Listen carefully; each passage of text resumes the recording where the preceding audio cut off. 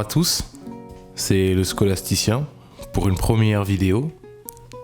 Voilà, une première capsule, un premier moment d'échange sur le sujet donc d'aujourd'hui qui est la pulsion de mort.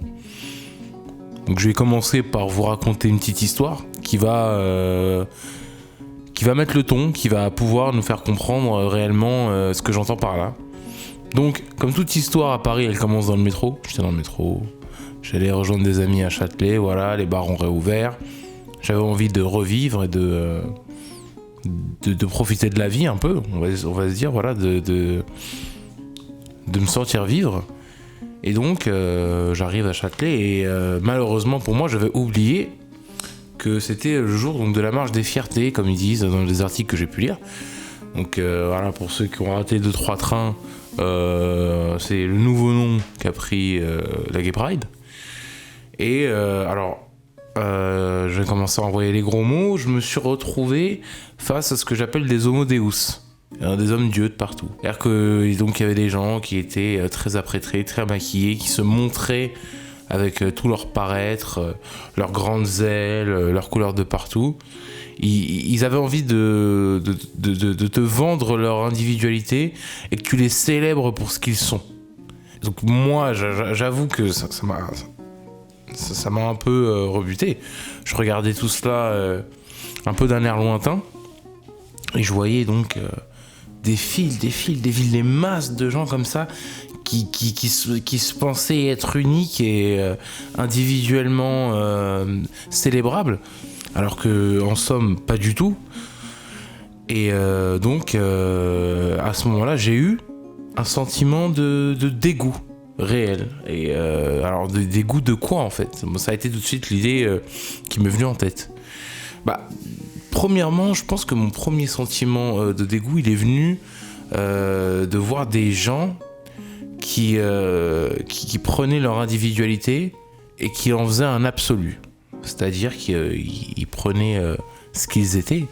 Et cela devenait la mesure de tout. C'est-à-dire que le fait qu'ils soient des individus devenait le point de départ et la mesure de toute chose.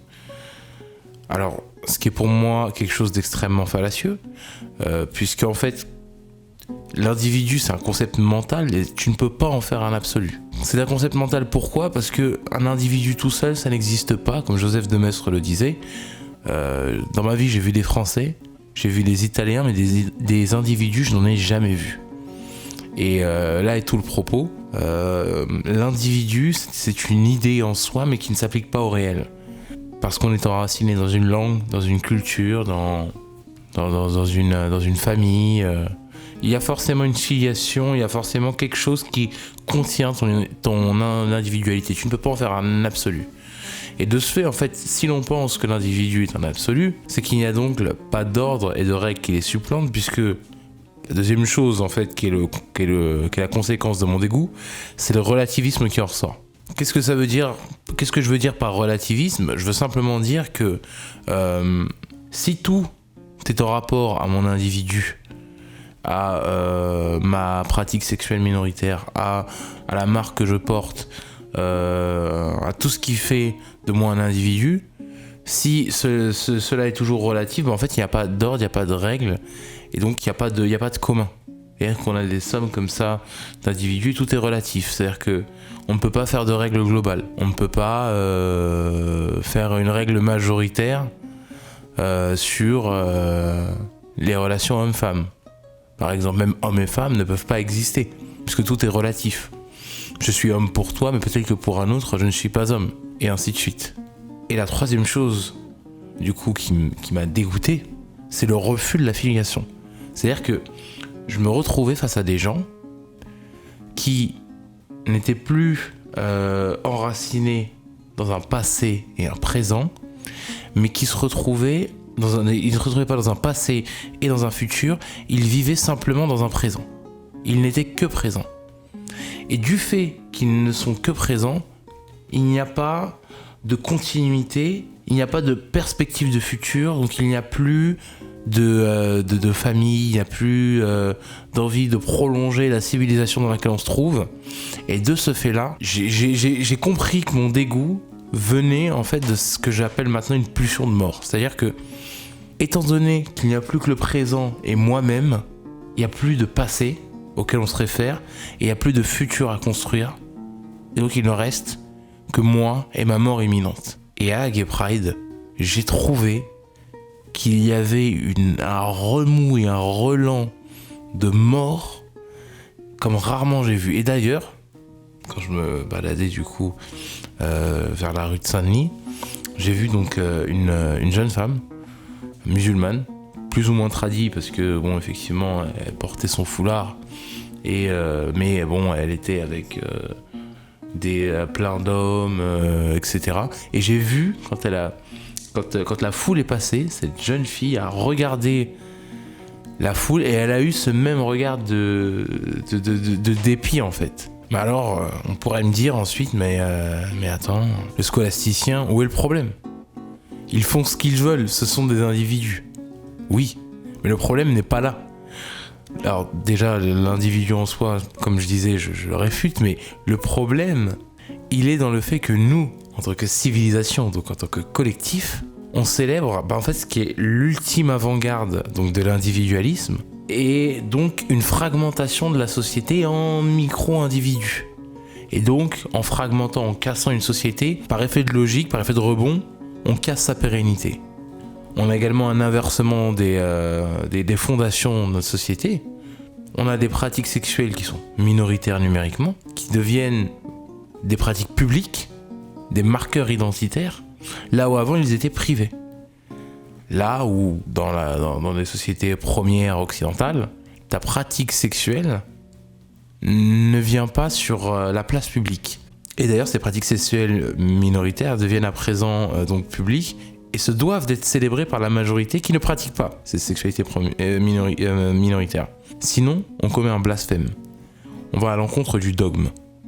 En plus du fait donc que ces sexualités minoritaires célèbrent donc du désir individuel, et elles se détachent du sens de la sexualité majoritaire qu'on a donné en Occident, qui a en fait créé l'union entre l'homme et la femme pour donner la base d'une société saine, c'est-à-dire la famille. Qui dit famille dit héritage, donc filiation, et même potentiellement donc la vie. Et on se retrouve donc face à deux pulsions, la pulsion de vie de l'être humain traditionnel et la pulsion de mort de l'être humain moderne. Alors, j'ai donc déterminé 3 stages qui font qu'on passe de la pulsion de vie à la pulsion de mort.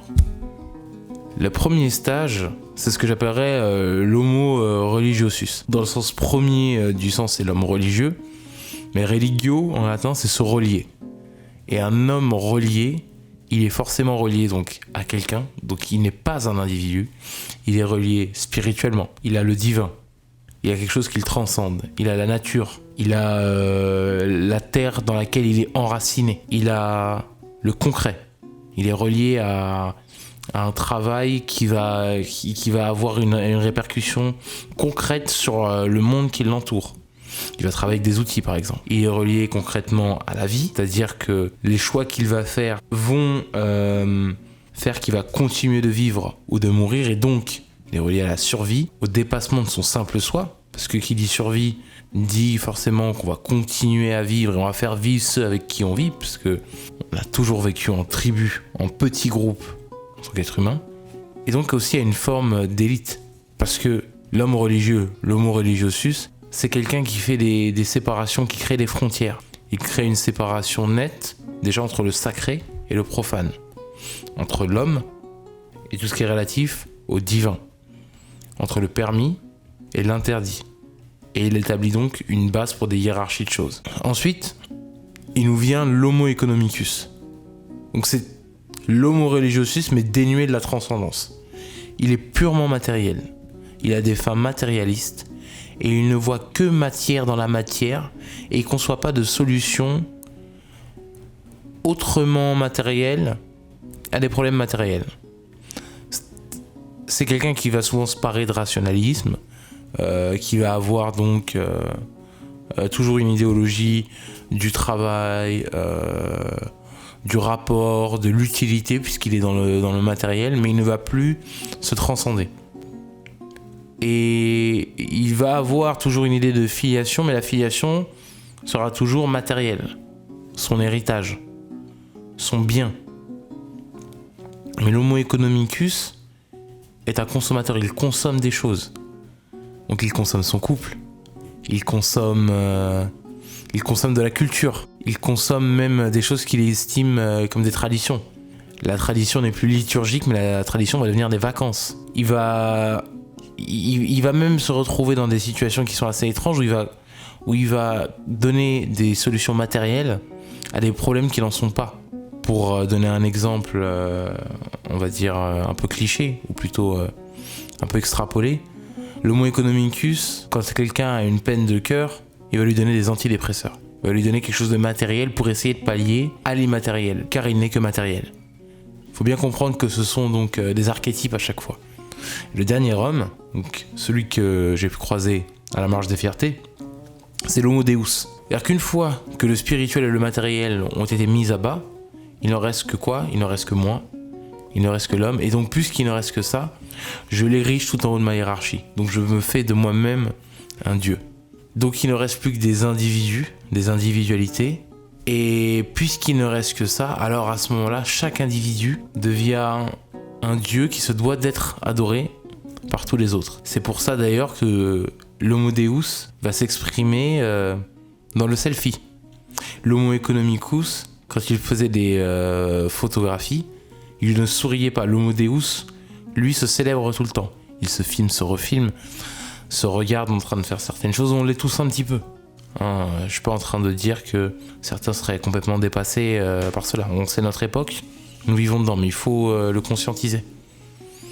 Et donc je pense qu'en fait, cette sensation de rejet que j'ai eue, c'est parce que je pense que dans ce monde moderne, je reste quand même quelqu'un qui a envie d'une pulsion de vie face à une société qui de plus en plus me donne la sensation qu'elle a envie de mourir. Donc l'homo religiosus, pour résumer, c'est quelqu'un qui est dans la pulsion de vie. Puisqu'il a envie d'ordre, il a un sentiment transcendantal, il a envie de dépasser sa simple individualité pour quelque chose de plus grand, de quelque chose qui le dépasse. Et donc, voir quelque chose qui nous dépasse et quelque chose qui transcende notre individualité, c'est forcément s'axer dans le futur. L'homo economicus, lui, il a effrité sa pulsion de vie en remettant en cause la transcendance de l'homo religiosus. Il y a donc une décrépitude de l'homo religiosus vers l'homo economicus. Enfin, on arrive à l'homo deus, donc qui lui est une véritable pulsion de mort sur pattes, car il rejette l'idée d'une poursuite de son être, qu'il soit matériel ou spirituel. Car il n'est plus que pure individualité, et en fait il s'autosuffit, ou du moins il suppose qu'il s'autosuffit. Donc, c'est de par cette simple observation du réel que je suis arrivé à ces trois concepts et à me rendre compte qu'effectivement le milieu urbain pouvait transpirer la pulsion de mort. C'est-à-dire que le moment le plus apprécié dans un des quartiers les plus dynamiques de Paris, donc qui est la marche des fiertés, là où les entreprises se partent donc de révérer ce qui est maintenant en fait le nouveau dogme. Malgré toute cette vie, toute cette célébration quasiment liturgique, on ressort quand même avec une impression que l'occidental urbain moyen transparaît toujours une mort. D'ailleurs, il est obligé de à moitié se dénuder pour essayer de réveiller son envie de créer la vie. Sauf que malheureusement, il n'y arrive pas. Alors c'est sur ces mots un peu moroses que je vous quitte, les amis, et que j'espère réellement qu'on pourra prolonger ces discours et peut-être arriver à certaines vérités.